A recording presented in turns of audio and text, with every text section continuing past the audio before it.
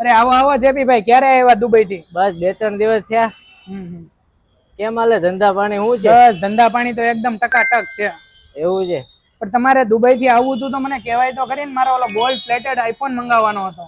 અરે ભાઈ એ ફોન તો અહીંયા સુરતમાં આઈવેન્ચર માં અમે જોઈએ એટલા મળી રહે. તો આઈવેન્ચર આવ્યું ક્યાં છે? આપણે યોગી ચોક માં.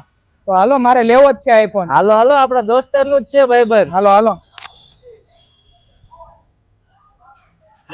આવો આવો જેબીભાઈ, કેમ છે?